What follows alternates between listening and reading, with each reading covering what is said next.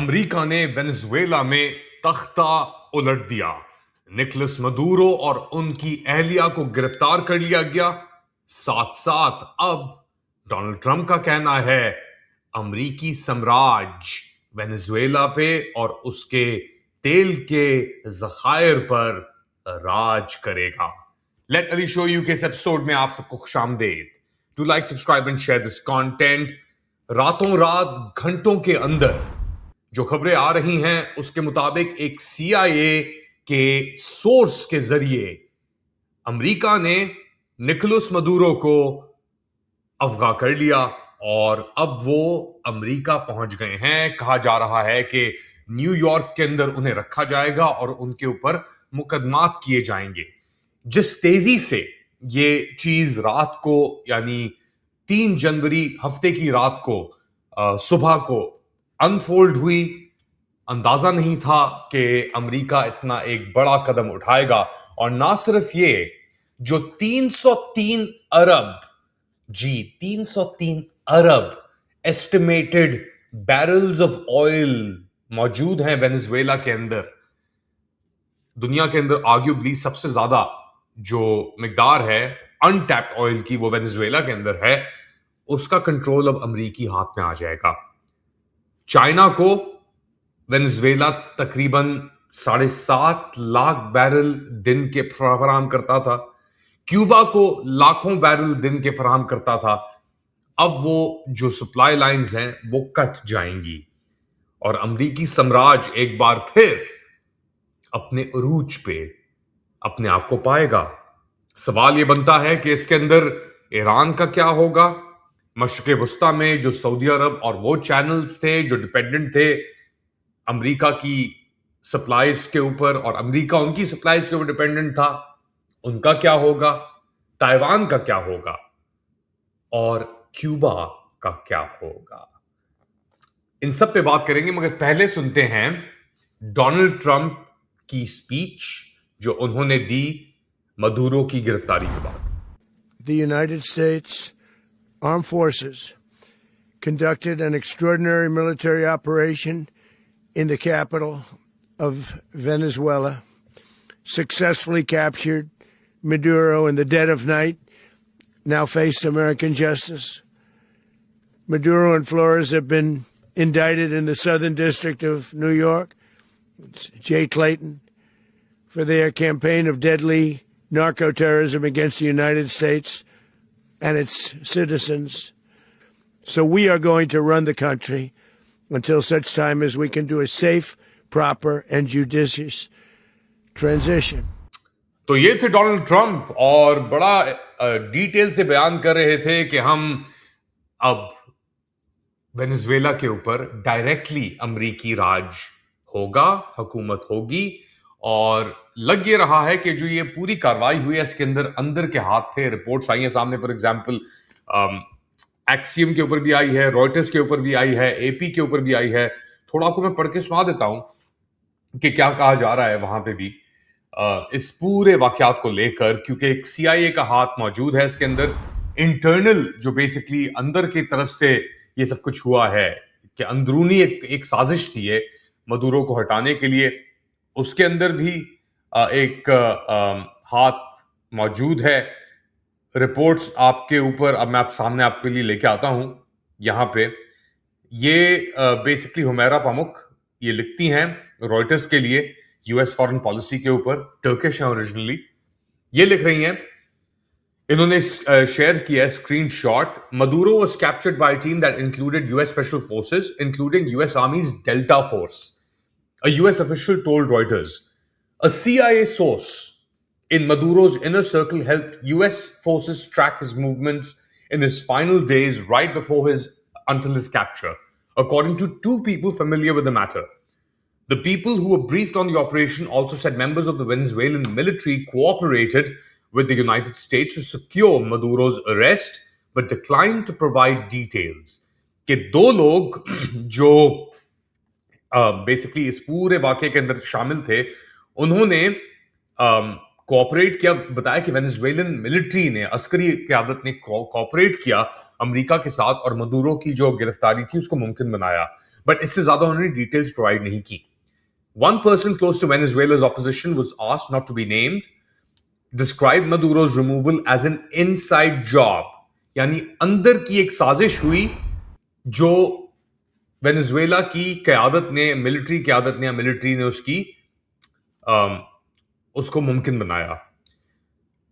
Republican US Senator Mike Lee said US Secretary of State Marco Rubio had told him Maduro would stand trial on criminal charges in the United States and no further action was anticipated inside Venezuela. जी, Marco Rubio ने एक US senator को बताया, mic ली को, के Maduro को हम try करेंगे अमेरिका के अंदर और वेनेजुएला के अंदर कोई भी और ये अस्करी कार्रवाई की, ऑपरेशन की फिलहाल जरूरत नहीं है. ये तो आ रहा है एक तरफ से.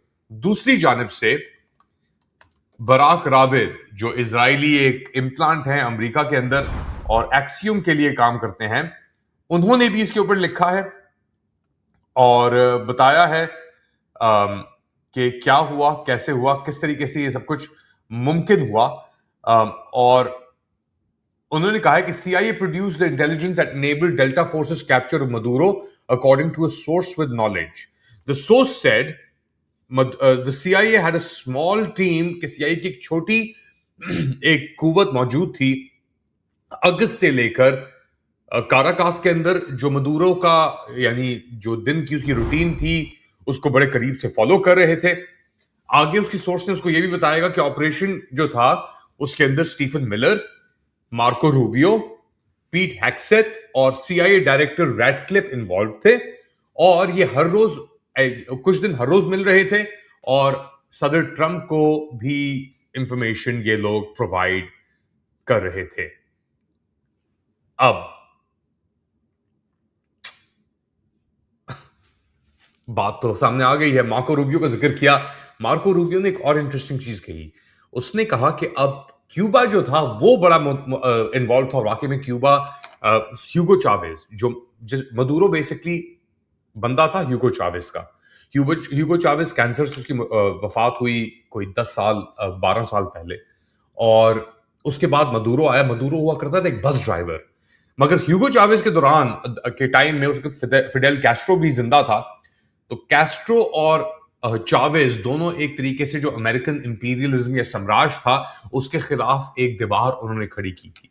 और उसके तहत क्यूबा को भी तेल फराहम होता था, एनर्जी सप्लाई जाती थी, क्या कहते हैं, वेनेजुएला से. वेनेजुएला के अंदर डॉक्टर्स और इंजीनियर जो थे वो क्यूबा से आते थे और क्यूबा बड़े डॉक्टर्स और इंजीनियर्स प्रोड्यूस करता है. मगर अब ये जो दीवार है इसका एक बहुत अहम हिस्सा, और वो हिस्सा जो बेसिकली सस्टेन कर रहा था अपने तेल के ज़खायर और इन सब चीजों से, वो गिर गया है अमेरिकी साम्राज्य के सामने और उसके हाथ के अंदर. अब इसके बाद टारगेट होगा एक तरीके से क्यूबा. और इसके ऊपर मार्को रूबियो ने एक बात की बड़ी अहम, तो मुलाहिजा करें. You know, they were, all the guards that helped protect Maduro, this is well known, their whole spy agency, all that were full of Cubans. I mean, they basically, it's amazing. This poor island took over Venezuela in some cases. One of the biggest problems that Venezuelans have is they have to declare independence from Cuba. They tried to basically colonize it from a security standpoint. So, yeah, look, if I lived in Havana and I was in the government, I'd be concerned, at least a little bit. Are you cutting off the oil flow to Cuba from Venezuela? Well, the president already announced a week ago that anything that's sanctioned, it's sanctioned oil, it's not going to be allowed to get there. तो ये कह रहे हैं कि अगर आप Cuba के अंदर क़यादत हैं तो आपको बड़ा परेशान होने की जरूरत होगी इसके बाद, और वाकई ही में होगी जरूरत, क्योंकि अब इस चीज ने एक पेंडोरा बॉक्स खोल दिया, राइट. और अगर अमेरिकन मुदाखलत इसके अंदर डायरेक्टली इस तरीके से आ रही है, इतनी विजिबली आ रही है, सब चीजों को मद्देनजर रखते हुए, तो अब आप खुद ही अंदाजा लगा सकते हैं कि किस तरफ चीज जा रही है. एक तरफ तो अमेरिकन पूरे हेमिस्फीयर के अंदर ही, कोलंबिया में भी, मेक्सिको के अंदर उन्हीं की एक हमायती हुकूमत ही, अगर आप देखें शाइन बॉम की. यहाँ पे वो मचादो जो अभी नोबेल पीस प्राइज जीता, उसके ऊपर ट्रंप ने पानी छिड़क दिया. वो भी सुनाता हूं मैं आपको. वो अच्छा ऐसा करते हैं, उसको पहले सुनते हैं कि इसके बाद क्या होगा. किसी ने सवाल पूछा, जी मचादो आएंगी कि नहीं आएंगी, जो इजराइल की बड़ी हिमायती हैं, तो ट्रंप ने क्या कहा, सुने. Aware of have the location of opposition leader Machado, and have you been in contact with her? No, we haven't. No, we haven't. Mr. President, Do you have any hesitations about Machado? as the Mr. House leader? President, on Monday, Oh, I think it would be very tough for her to be the leader. She doesn't have the support within or the respect within the country. She's a very nice woman, but she doesn't have the respect to be Mr. the President, मुमकिन नहीं, क्योंकि इनकी credibility नहीं है अंदर. अब किसकी credibility है अंदर? कौन चलाएगा? अस्करी क़यादत से आएगा. और जब मैं कल ही बात कर रहा था इसके ऊपर, ये अपने अर्लियर प्रोग्राम के अंदर मैंने बात की थी कि अमेरिकी साम्राज्य का बहुत एक तवील हिस्सा है CIA का और ये वो के रिजीम चेंज करना, तख्ते उलटना, और स्पेशली लैटिन अमेरिका के अंदर.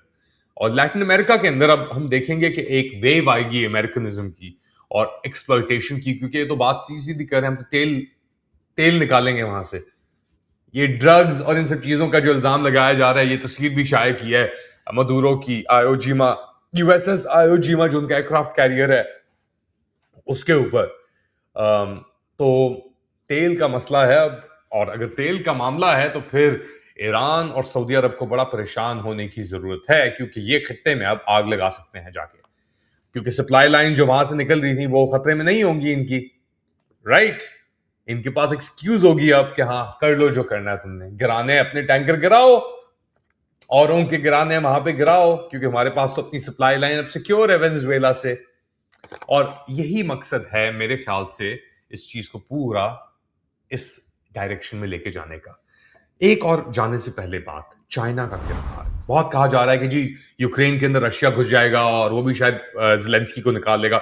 वो एक डील हो सकती है कि आप यूक्रेन आपका हुआ, चाइना से कहेंगे ताइवान आपका हुआ, मगर मेरे ख्याल से ऐसा नहीं है. चाइना के लिए खतरात हैं, क्योंकि चाइना की तवक्को थी यार ये जो सीपैक है इनिशियली एटलीस्ट, फिर बाद में उन्होंने वो प्लान रिवाइज कर लिया या नहीं क्या वो बात की बात है, मगर उनकी ये तवक्को थी कि सीपैक बन गया तो जो हमारी गल्फ से ऑयल सप्लाईज आ रही हैं सऊदी अरब से, ईरान से and so on so fourth, वो हम सीपैक के जरिए उसको राउट कर सकते हैं ऊपर और इनटू चाइना, और वो हमारा जो ट्रांसपोर्ट टाइम है ऐसे उसको कट डाउन कर देगा एक तरफ. दूसरी तरफ ताइवान के ऊपर जो चाइना कहता है और उसका अपना हिस्सा है, मगर अमेरिका वहां पे सपोर्ट कर रहा है एक ऑल्टरनेटिव रिजीम को, तो उसके ऊपर चाइना अब उसके प्लान्स के अंदर तेजी आएगी कि नहीं आएगी, ये किस तरीके से इंपैक्ट करेगा. क्योंकि याद रखें मैंने पहले जो जिक्र किया था, 303 अरब बैरल्स ऑफ ऑयल हैं वेनेजुएला के पास, उनके रिजर्व्स